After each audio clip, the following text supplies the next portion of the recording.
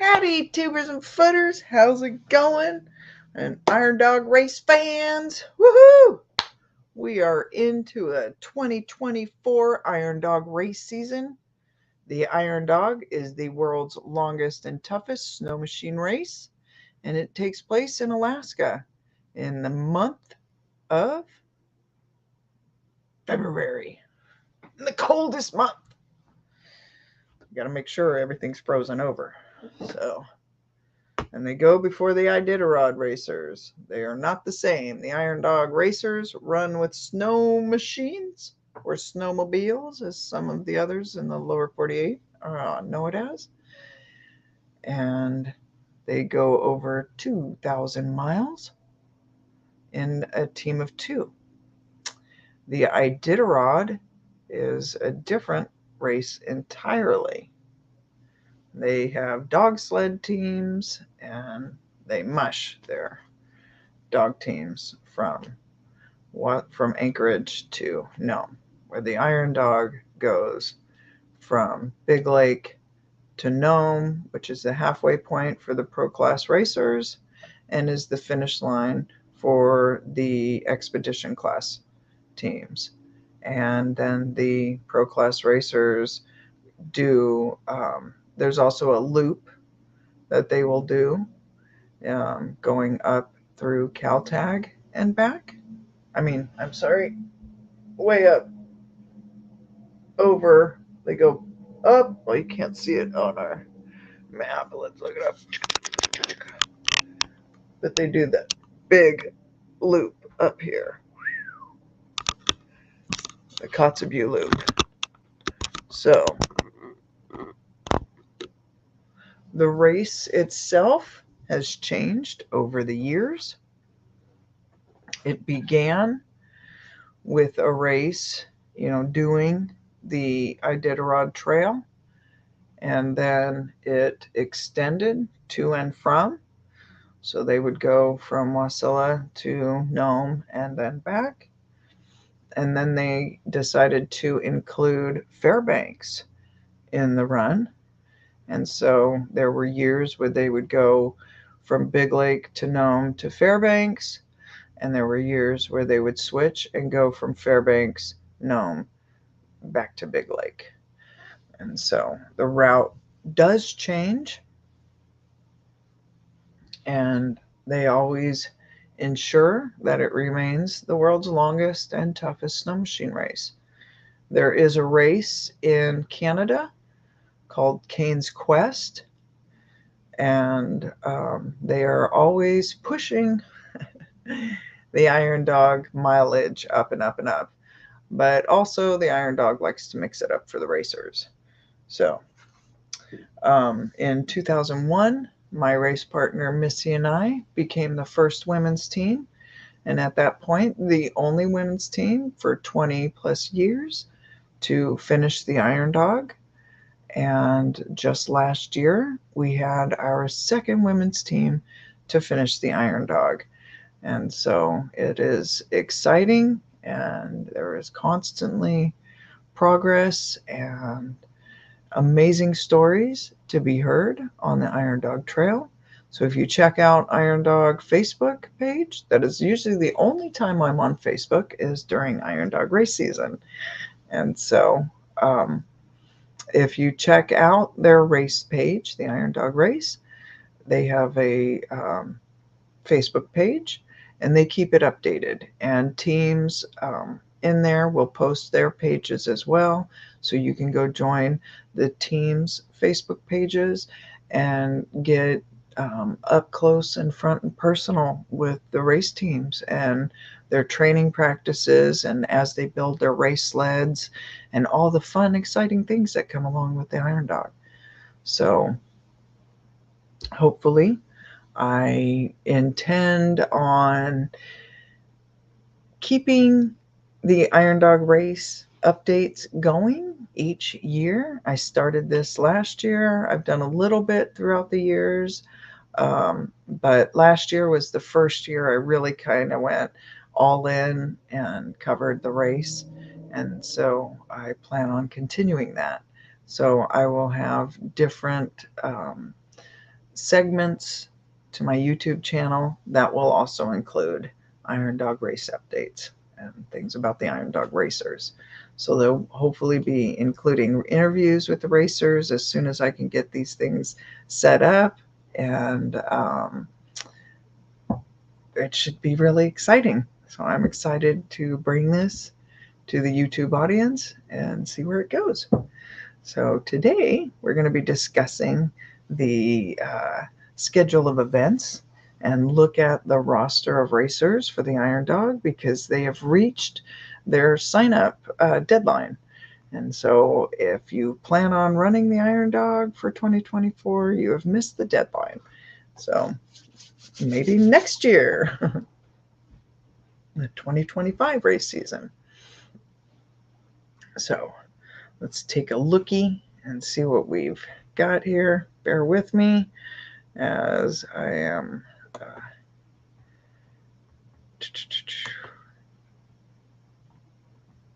let's see here.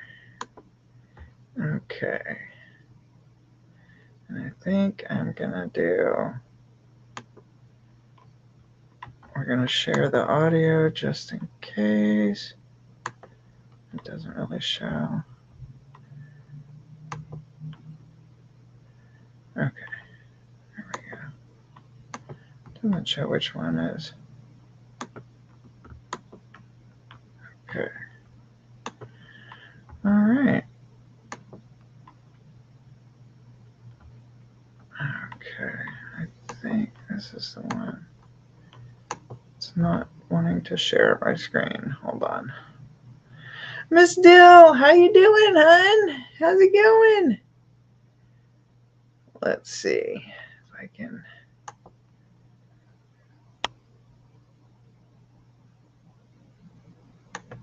Okay, here. They've changed their options with StreamYard. That's what I use for streaming, and it doesn't look like I've got something set up properly to do this right now. Maybe not. Oh, okay.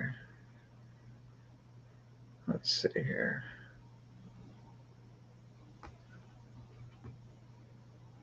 Oh my goodness.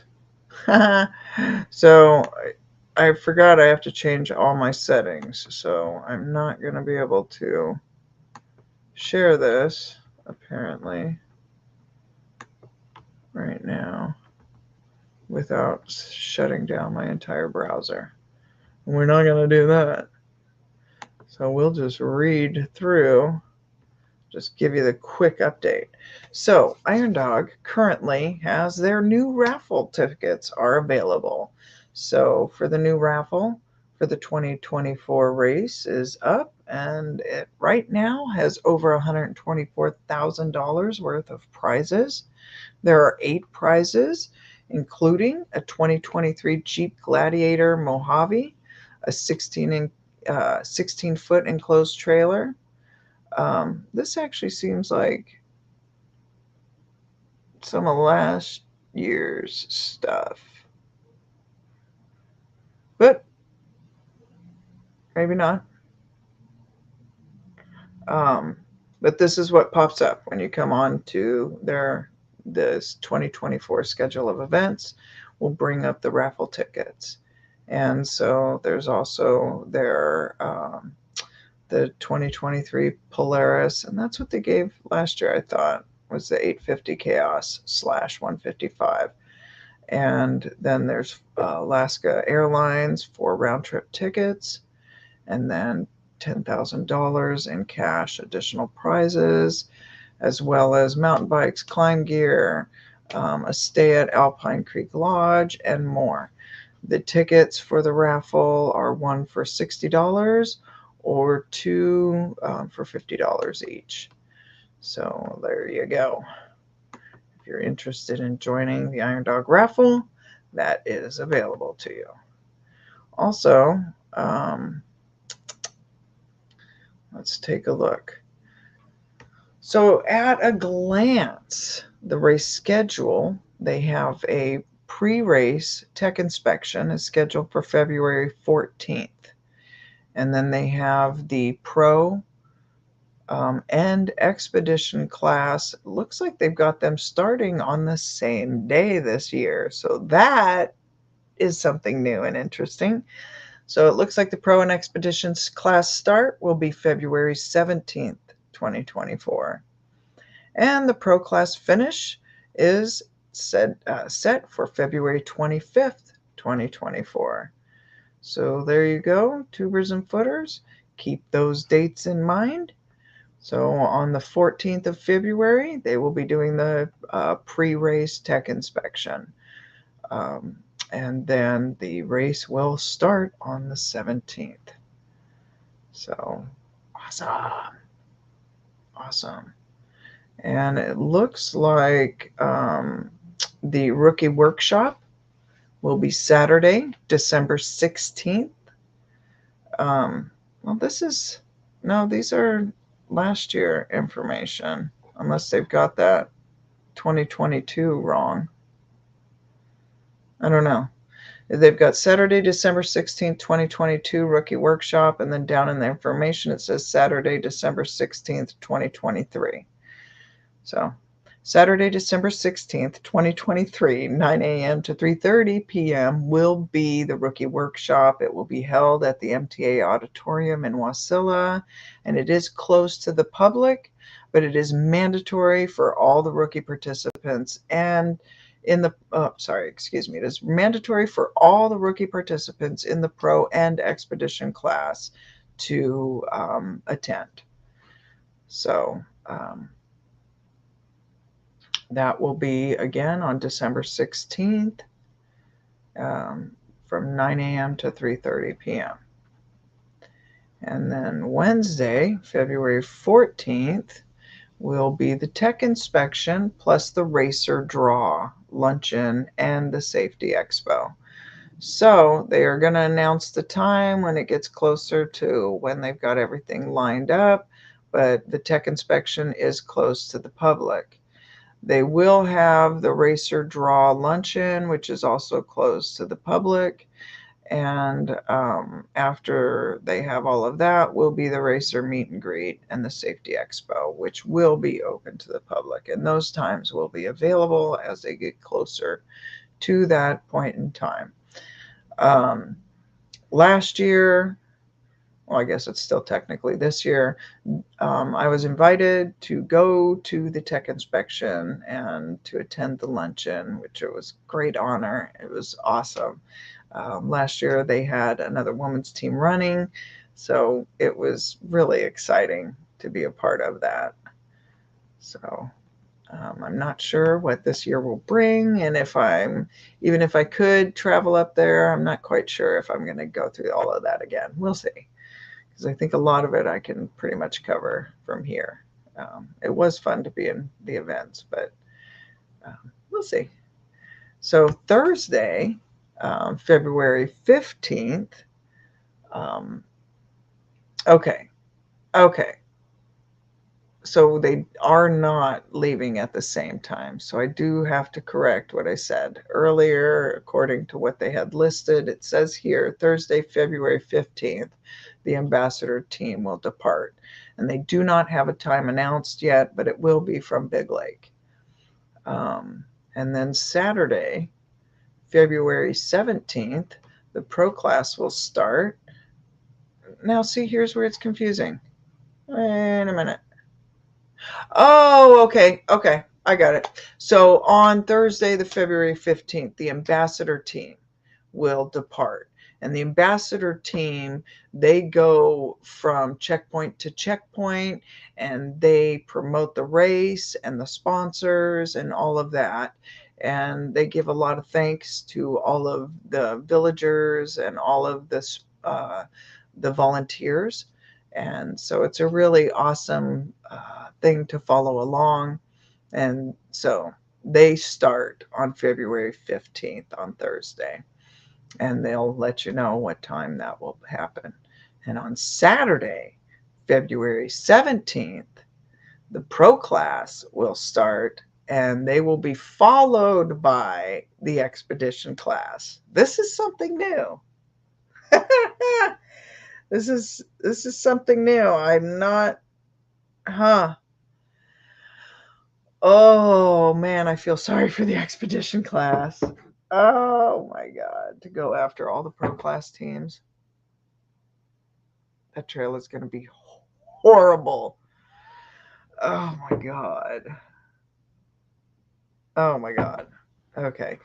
Usually the expedition class goes out a few days before the pro class teams, and that gives them time to cover most of the troublesome areas of the trail and gives them a head start. The pro teams will always catch up to the expedition teams and usually pass them to Nome.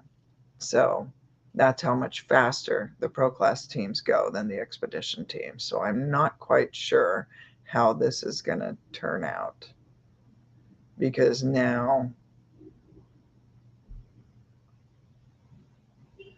you may have teams, because you don't want teams going, opposite directions on the trail. So they're going to have to ensure that all the expedition teams get into Nome before they send the pro class out from Nome. So this will be interesting. So again, with all of that, they will have all of the times announced as they get closer to that time. And it will be held in Big Lake as well.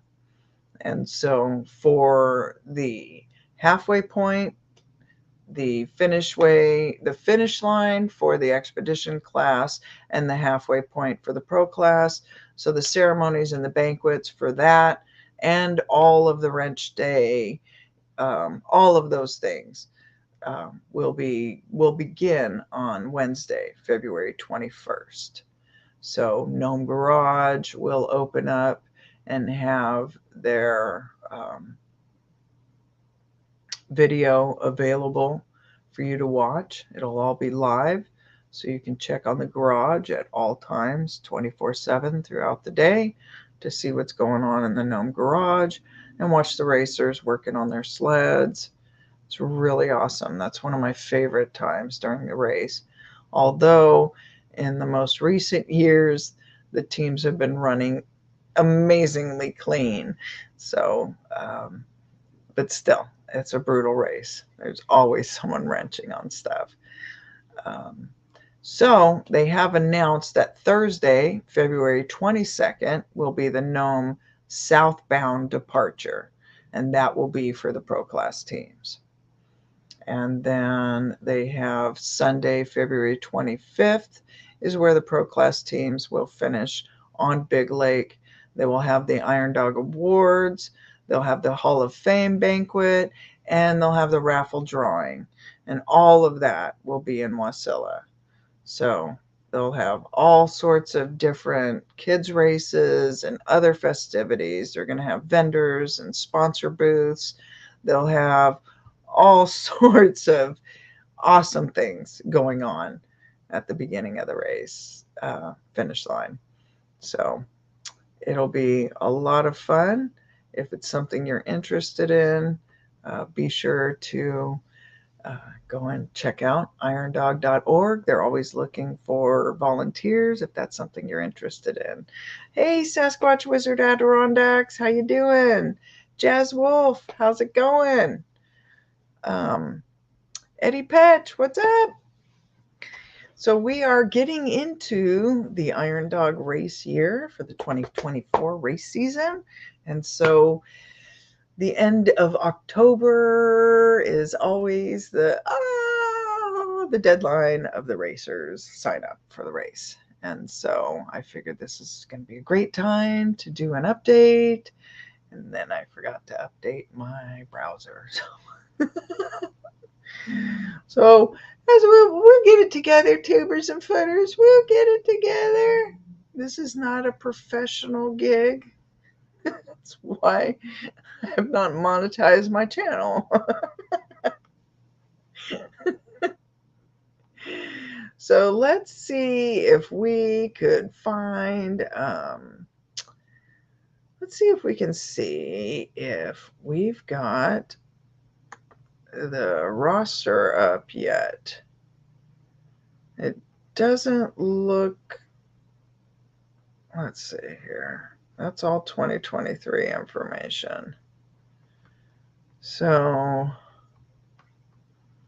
let's see here.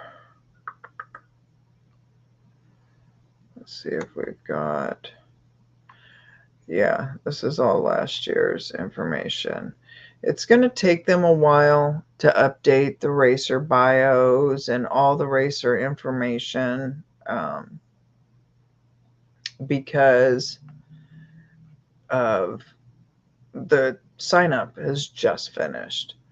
And so right now, let's see if we've got,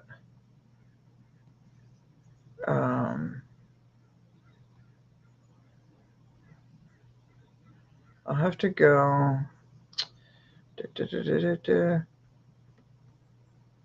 yeah.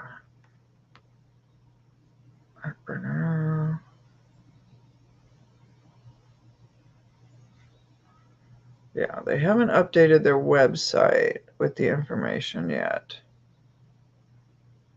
So it will be coming, tubers and footers. Have no fear, and Iron Dog Race fans. Hey, Can Squatch, how's it going? So, Sasquatch Wizard Adirondacks. Can we get GoPro cameras on each team's machines? There have been teams that have GoPros. The problem that racers run into is they're racing, and it is a cross-country race, so they cover quite a distance, and so they're not going to be able to pull cards out, insert cards. They're not going to be checking to be able to see if it's even filming. So most of the racers have found that it is too cumbersome to add GoPros to the race. They will include, most of the teams will run GoPros when they're training, and you'll get tons of great videos of them out running training runs. But as far as the race goes, most of your video is going to come from the Facebook pages and from the villagers in those different villages. As the teams come through, they will go live on their Facebook, and you'll get to see the teams coming through. That's awesome. And if the teams have support teams, if they have a support team following them in an airplane, at different checkpoints, they will definitely usually go live on Facebook as well. Facebook is where most of your Iron Dog activity is going to take place. So that's why that's usually the only time I'm active on Facebook is during Iron Dog season. Communication is a skill, and that is not one I have. So during Iron Dog season, that's when I'm on Facebook, and I'm constantly checking for updates and seeing where teams are, what they're doing, and things like that. So it's a great resource for the Iron Dog right now is Facebook channels. And so you'll have all the different teams may or may not have a Facebook page. A lot of them are getting Facebook pages. A lot of them will have their own merchandise that if you buy, you'll be actually helping support that team, fund their race. So it's really exciting, as well as the Iron Dog itself is looking for volunteers. So if this is something you're interested in, be sure to contact the Iron Dog, whether by phone or through their website, through Facebook. And they have a sign up on their website where you can actually sign up for volunteering positions. So I am really excited about this year. There's something I want to announce really, really bad. What the hell? Let's go for it. So Hillary's husband. Hillary is one of the women that finished the Iron Dog last year, and her husband is going to be running this year. So that's exciting. So that will be really fun to follow that family and their adventure with the Iron Dog. So her husband is a pilot. He has been a pilot for the Iron Dog, and he has been a prominent piece to the race itself. So for him to join as a racer, it is going to be an absolutely fantastic ride. I can guarantee you that. So it's always fun watching people switch positions in the race, you know, as in situations like that where they have been like backup and support and all of these amazing pieces to the race. And then when they finally decide it's my year, it's a calling. It really is. It's like almost like a spiritual thing to be called to do the Iron Dog. And so when you get that bug in you, there's no resisting it. And so he obviously got that bug, and it is going to be exciting to watch. So there's a lot of racers that I just love seeing year after year, and then always the rookies. So each year it brings something fun and exciting, and there's always something new with the race every year. And so 2024 Iron Dog is here. So I hope you guys are as excited as I am about the Iron Dog, and that you are going to be here with me with all these updates and seeing where the racers are going and what they got going on. I really do want to get to the point where I am able to set up interviews with the racers. I do still want to do a sit down with Hillary and Ashley, which are the women's team from last year. I still have them high on my priority list to interview. There's also a lot of the Iron Dog champions that I want to have sit downs with. And there's a lot of the Iron Dog veterans and that have retired that I would love to talk to. There's someone in particular that I would love to have on the podcast, and that's Jim Wilkie. And without Jim Wilkie, we wouldn't even have an Iron Dog. So I think these are little pieces to the puzzle that I want to bring to YouTube and bring to the audience, you know, and bring to the tubers and footers, so you guys can enjoy the little piece of my life that I'm so passionate about. I love the Iron Dog. If I could run the Iron Dog right now, guess where I'd be? I'd be wrenching on a sled. Oh, I love this race. So I'm excited about what we got. Thank you, Jazz. Oh, thank you. I am really super excited about this year. I'm always excited about every year. So it'll be a lot of fun. Thank you, Sasquatch Wizard Adirondacks. I appreciate that. Thank you. Sometimes I'm kind of worried that people are like, no, we don't want to hear anything about it, but it is something I'm passionate about. And that's why we have this channel. I mean, Iron Dogger is a title, and it's not a title that's handed out. Iron Dogger is a title that is earned. And you only earn it by finishing the Iron Dog, which is the world's longest and toughest snow machine race. So the people who hold the title Iron Dogger are few and far between. And each one of those people are unique, incredible, resourceful, and just someone you want on your side either way. So I just like, they're the natural MacGyvers in the world. So I want to bring all these different personalities to the table, because there are so many Iron Dog personalities out there. And I think what I really don't want to see disappear is all these veterans. Like, we've lost a lot of Iron Dog veterans. And so I would love to bring a lot of them back onto the center stage and have them tell a lot of their Iron Dog stories. And so I think all of these different unique little pieces and parts of the Iron Dog is going to be fun to bring it to you guys. And so I really, really enjoy doing this, and I hope you guys enjoy coming along for this Iron Dog journey. But it has begun! Yay! So the 2024 race, the sign up has finished. All the racers' entries have been entered, and we've got sign up coming. So I apologize. I didn't have my browser set up, so I can't share my screen right now. So we'll come back and we will do another great update where I'm able to share my screen. I'll have the Facebook up, and we'll check in with some of the teams. We'll just check out what's going on in the Iron Dog world together. And so I really hope that if you guys are interested in sponsoring teams, please reach out to those teams. Find, because there's lots of different teams out there that have amazing backstories. And so, find some teams that resonate with you. And, if you can support them, please do.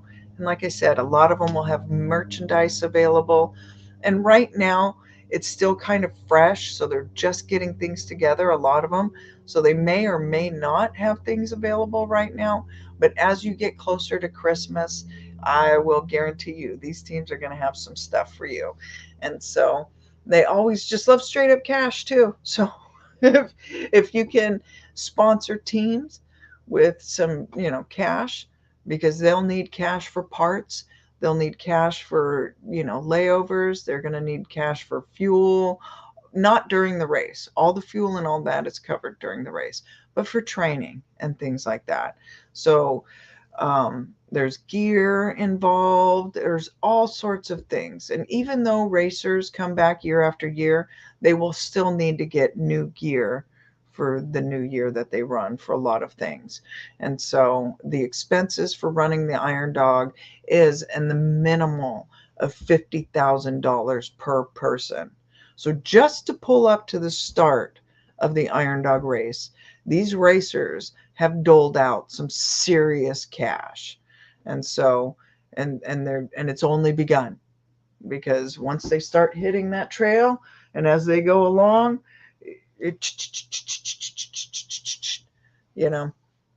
costs can go up because they've got layovers where they're going to have to pay for their, stays, their food, things like that. There's a lot going on with the race. So I think it's one of the world's greatest races to follow. And I think it is also one of the world's least recognized races. It is one of the most extreme races on the planet. So as far as the Baja, the Dakar, all of these other type of cross-country races, they get a lot of recognition, but even they don't get enough recognition for what they are. But the Iron Dog is one of the least recognized extreme sports out there. And as far as extreme sports goes, I think the Iron Dog is the most extreme. So, yeah. Thank you, Sasquatch Wizard Adirondacks. It does take some tough old cats to race through frozen tundra for thousands of miles. Yeah, it's hundreds of miles at a time, but thousands of miles overall in less than in a week. So they've got the Iron Dog with all the miles that they've added. When Missy and I did it, it was under a week, but now they've got it in just at a week's time. So it is incredible. It's still 6 days? Yeah, so it's not quite a whole week, but yeah, it is. Well, no, I guess we're finishing on Sunday to Sunday. So yeah, it is a week. So it is either way. It's not an easy feat. You try going over 2,000 miles on a snow machine and get back to me on that. It's funny because there's a lot of people who don't understand what snow machining is like. And I even had someone look me in my eyes, into my face, and say, how hard can it be? You're just sitting on a snow machine. Oh, okay. So I invited that person out to my house and took them for a ride on a snow machine, and then asked them, "How hard can it be? You were just sitting on it. Why couldn't you keep up?" Yeah, that was a mind-changing experience for him for sure. But yeah, there's lots of great stories out there on the Iron Dog Trail for training during the race, after the race, that I would love to capture and have these racers tell you firsthand. And so I am really excited to bring this to my YouTube tuber and footer audience. So I am really excited about the 2024 Iron Dog race season, and I hope that you guys will be here for this ride as we continue. So as we go on, like I said, I will do more in-depth um, pieces about the Iron Dog itself. So I will do like a history of the Iron Dog. So we'll do like a podcast, and it'll cover the history of the Iron Dog.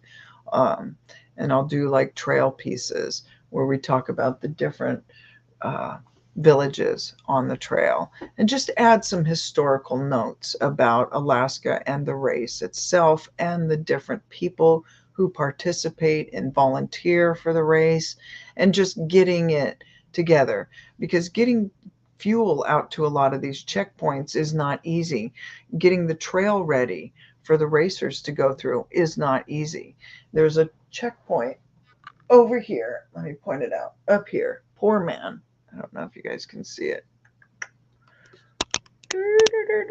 Bow! Here we go. I need a little stick, y'all. I need a little pointer stick. Like, like teachers. Anyhow, up here. Way up there. Poor man. That is a great checkpoint. It is not a layover point, because out there is nothing. Like, there is nothing out there. Nothingness. There's a whole lot of nothingness going on out there. So a lot of crazy things happen out in Poor Man. So there's a lot of really wild stories coming from that checkpoint.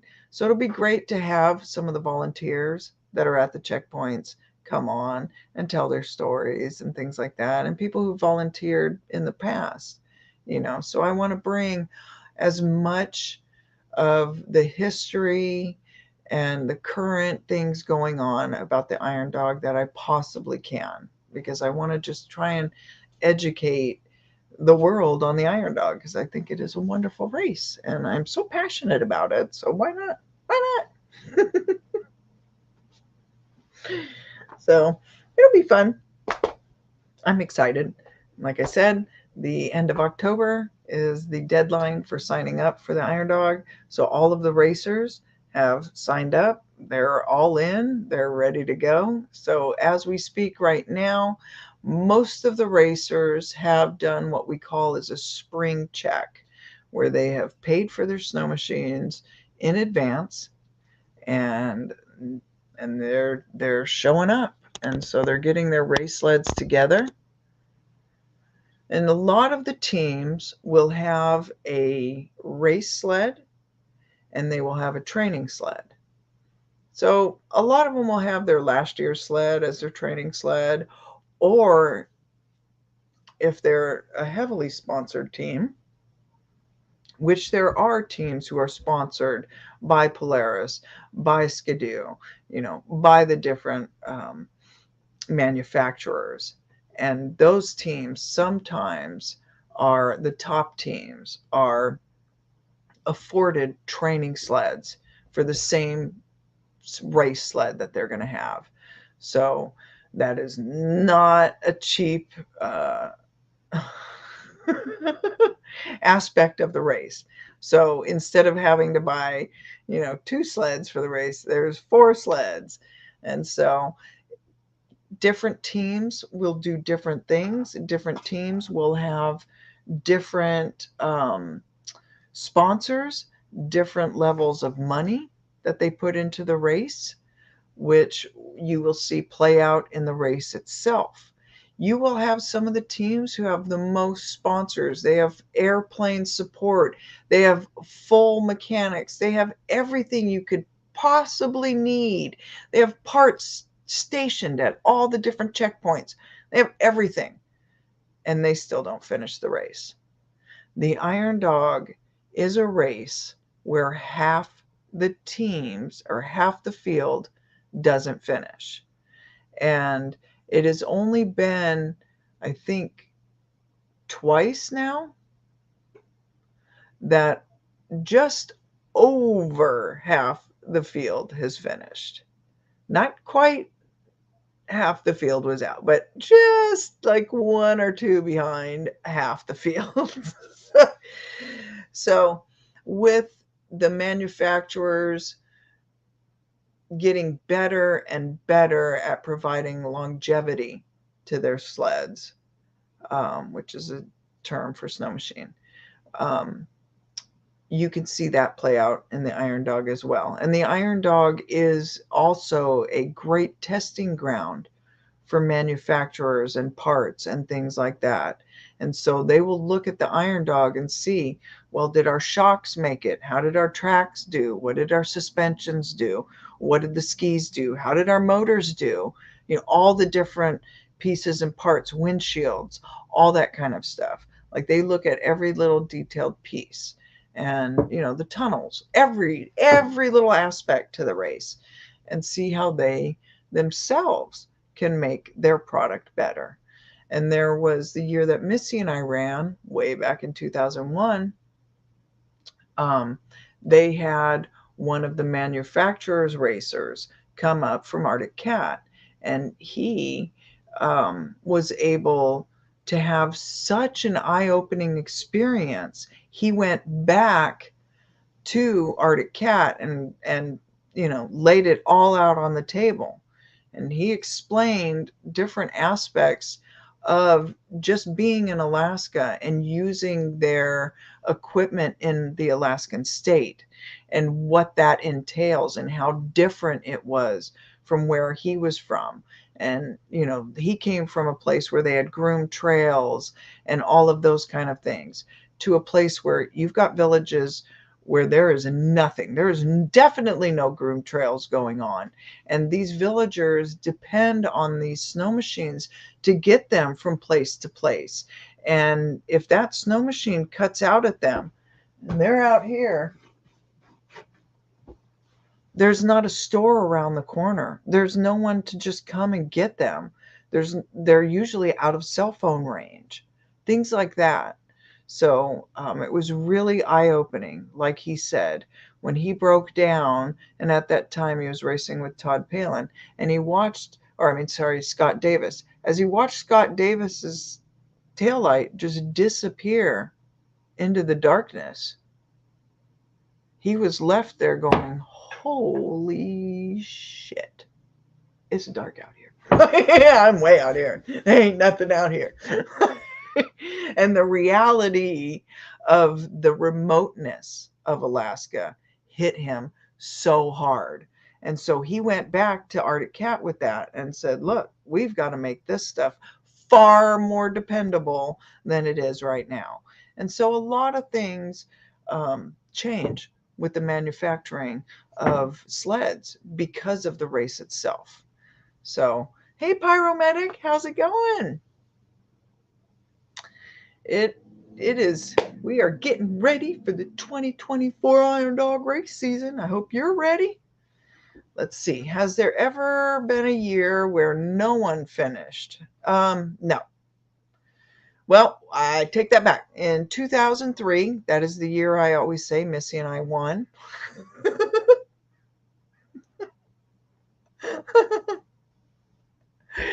In 2003, they did not have a race. That was the only year the race was canceled, and that was for lack of snow. And there was a lot of racers who, I mean, the hardcore Iron Doggers would have finished that race regardless. But needless to say, it was canceled that year.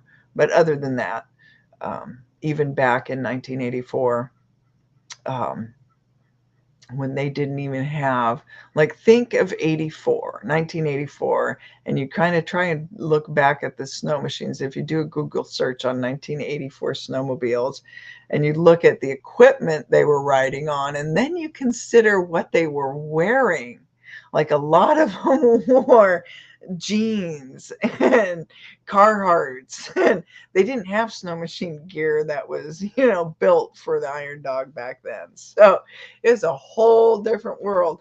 And that's why I would love to have these old school veterans that ran the race back then talk about what it was like. You've got sleds that really didn't have that much power, and they are in deep, deep terrain.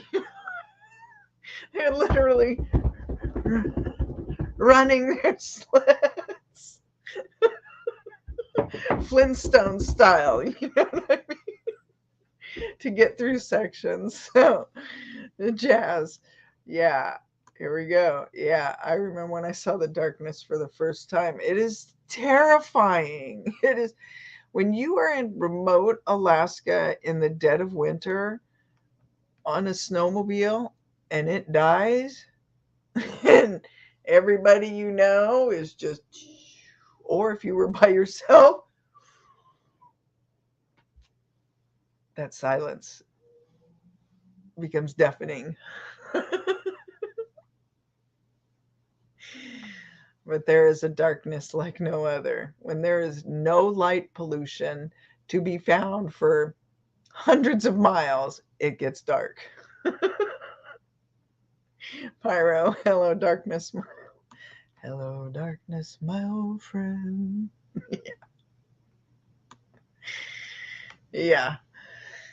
But that is the wonderful aspects of the Iron Dog, that these manufacturers take this race seriously. And so when they sponsor teams, there's a lot of research and development that is going into those teams as well. So if they supply a team with a practice sled as well as a race sled, these are not sleds that the racers themselves are able to keep in most cases, because they're the sponsor's sled. So if a manufacturer, in a lot of cases, let's say Polaris or Skidoo, let's say Barb and Corey decide to sponsor a team. Well, they can sponsor a team for their Team CC shop. But if Skidoo decides to sponsor a team through Barb and Corey, well, then a lot of different things can happen. But it's still, those sponsors are, putting out that money and all of that stuff for different reasons. So some of them want the ability to have their name on the sled, for marketing. And then others are, like the manufacturers themselves are using it for research and development. So they will take those training sleds back and have their engineers tear them apart and look at, what was weakened, what they could beef up, different things that they can change, different things that they can lighten, strengthen, different parts, all that kind of stuff, and things that they can improve. That is always done. So a lot of times those sleds, their training sleds, are pure research and development. So they'll have parts and pieces on them that aren't available to the public, and a lot of times, where they're putting shocks to the abuse out there, and they're bringing, turning them back in so they can see the impact on those shocks. A lot of times racers will have their shocks rebuilt and, things like that. And so when they notice what's going on with the shocks, there's so much that goes on in the race. And so it's really important that they keep an eye on the different parts and pieces and what's happening with them. Jazz, I see a lot of fuel pumps ice up in Talkeetna in the winter. I bet. Oh my gosh. It gets cold out there. It gets so cold out there. We'll have to have you on, Jazz, if you're up for it. I will be able to put a link in the chat and you will be able to come on and we can discuss a lot about the iron dog if you're up for that at some point. I think a lot of people are really interested in the Alaskan lifestyle, and most especially just surviving the Alaska winters and winter sports and things like that. So the iron dog is definitely interesting for sure. Let's see. Oklahoma, 20 below, the diesel gels up. Did that count? Of course. Yeah, that counts. That counts. Yeah, it can get up to 60 below in Fairbanks. There's a lot of times where people can't leave their vehicles shut off. So they have to leave them running all night long. Like even if they plugged in and running. Like you cannot imagine what some of the nightmare stories coming out of Fairbanks and some of the other areas. There's some stories that my dad can tell that, just from working as a heavy mechanic, heavy equipment mechanic out into those remote areas of Alaska and up on the slope, some of the horror stories of things freezing up. So, yeah, I think Alaska itself is harsh, and to imagine in the dead of winter, in the coldest months, they're running a snow machine race, with two people for over 2,000 miles in the same state.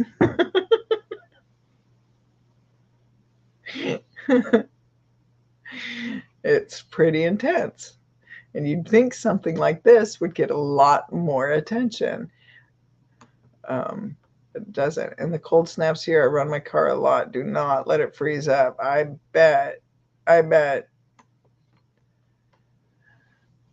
Oh, I love Talkeetna. Talkeetna used to be one of my favorite little towns to go to around my birthday time. Yeah. I love Alaska. It's amazing. Now, Talkeetna is not a spot on the Iron Dog Trail, but it is a consistent spot that Iron Doggers go to train. There's a lot of trails out there that they can train on to get prepped and get those miles, because the Iron Doggers need to run in like segments of 200-mile runs. So when Iron Doggers go out to practice, they're not out practicing for 20 miles usually. They're putting in 200-mile plus runs, trying to get those miles in, because most of the Iron Doggers before the race will try and have 2,000 miles under their belt before the race even starts. And a lot of those are done on their training sleds. And if they can get a new training sled, great. If not, it will be the previous year's sled a lot of times. And so it's really interesting to watch the difference in how these different teams can come together. What I really love to watch is when we have the teams from different villages come together, especially the northern villages, because in the north of Alaska, we don't have all the trees at all. Like when you start getting up into these Nome areas and up there, you're running out of trees, and it's a really different kind of terrain altogether. And so when people come from that area and they come down here and have to start down here where there's trees everywhere, especially here. Oh my lordy, right here. Ah. The trees will come out to get you. I'm speaking from experience. They come out running in front of you. So those trails are like ski to ski. and you're running through, and the edges of your skis are literally rubbing up against the trees. That's how tight a lot of the trails coming through here, you know, right through here up to McGrath. Oh, oh, they're tight and twisty and blah, blah, blah. So when you have teams that come from the areas where there are no trees, and then they come into areas like that where the trees are right, oh, they do not like it, and they will talk about it, and they tell all their sorts of stories about how uncomfortable it is to be in the trees.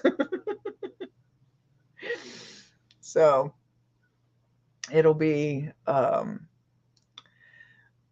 think it'll be fascinating to hear from racers, especially teams like that have, you know, come from the villages. Those are some of my favorite teams to watch.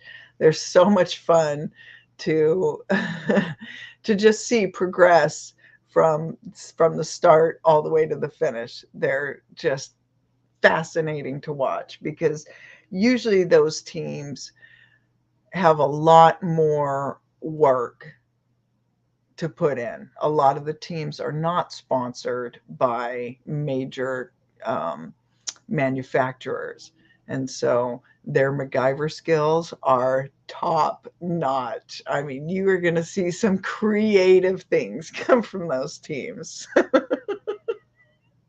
I am telling you, the Iron Dog has an endless sea of array of stories, you know, from funny to treacherous to hair-raising to terrifyingly spooky, like all sorts. So it is fascinating. It is wonderful. Let's see, where are we at here? Sasquatch. We had a couple weeks of 20 below Fahrenheit and had to leave the diesel truck running all night or set my alarm for 2 a.m. to start at the end. Yeah, it's no joke. It is no joke. The cold. Whew. And when things get really cold, they get really fragile. You know, there were points where Missy and I were going through, and I am telling you, when you get to 40, 50, 60 below, and you are going over 100 miles an hour, you are so far off the wind chill chart. I mean, you're beyond it. Things like feel like they're cracked. Inner Waffles Throwaway. How's it going? Link, would you like to join us? Are you an Iron Dogger? Ooh, mystery. Internet Waffles Throwaway. Oh my gosh. Wouldn't that be exciting to have like Jim Wilkie just surprise us? Surprise! That is someone who has some incredible stories. But Jim Wilkie is the one who started the Iron Dog, and so that is someone that I, like I said, would love to interview. And I have interviewed Jim Wilkie before. Jim Wilkie was one of my sponsors. He's a great guy, fun, fun stories to listen to, some harrowing stories, all the whole gamut. So, Internet Waffles Throwaway. Are you wanting to come on? Are you an Iron Dogger? Do you have Iron Dog stories to tell? I would love to have you on, if so. Jazz, Talkeetna would, let's see. Talkeetna would love to be an Iron Dog checkpoint. These guys would go wild, right? Right? Wonder, let's see. Yeah, because the K400 went out to Talkeetna, well, Petersville. They've had a lot of the Talkeetna races. Trying to think of what the latest, they don't run it anymore, but the big Talkeetna run used to be. It was like a 400-mile race out there.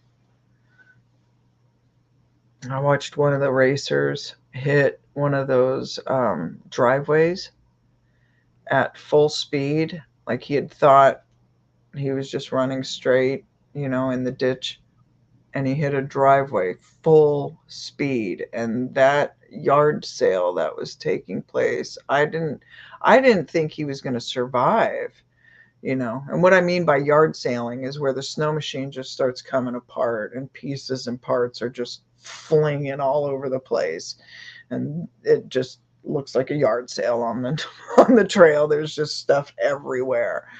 And so yeah, I didn't think that guy was going to survive. That was terrifying.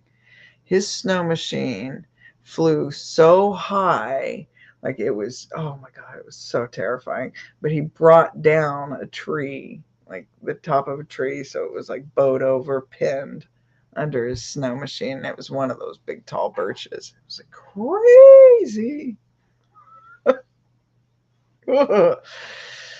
Yeah. Yeah, there are some hairball wreck stories on the Iron Dog as well. And there's where there's been a few years where the National Guard have been sponsors of the Iron Dog, and they have had to do rescues out there. So a lot has happened on the Iron Dog. Well, Internet Waffles Throwaway, I hope I don't miss a good opportunity to have a good chat with a racer. But I am going to call this update. I've got another little thing coming up. I do these little first reads of my first drafts. I write stories, and so I've just started to include those on my channel. And so I've got one coming here tonight for Uncle Bones. So I'm excited to read that here soon. So tubers and footers and Iron Dog race fans out there, I look forward to bringing you more information and more updates and interviews and things like that. Ben T, how's it going? I've seen some snow machines with trees growing out of where the handlebars belong.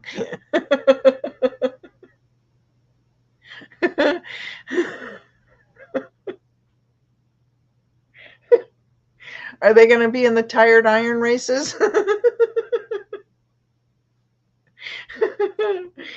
That made me giggle. Those are fun to watch. And the Iron Dog usually has that event before the race as well, or after, is the tired iron, which are old sleds where they bring out and race them. Those are fun to watch. Well, thank you all so much for joining us today on this little Iron Dog update check-in. I will be bringing you more Iron Dog news, and I plan on doing at least on a weekly basis, hopefully more than that. And like I said, I'll get all my stuff updated, and we'll go on to Facebook and pull up some of the racer pages and things like that. We'll start throwing links out there and getting some interviews going. So again, I really appreciate all of you coming along for this Iron Dog journey, and I look forward to following the Iron Dog 2024 race and bringing all of everything I can to you guys regarding the Iron Dog. So again, thank you for joining me. And again, I will be doing another podcast here shortly. I'm going to take a little bit of a break, and I'll bring you a little spooky story. All right, tubers and footers and race fans, thank you so much. And we'll be seeing you soon. Keep the track side down, tubers and footers, track side down. All right, take care, y'all. See you soon. Thanks for coming.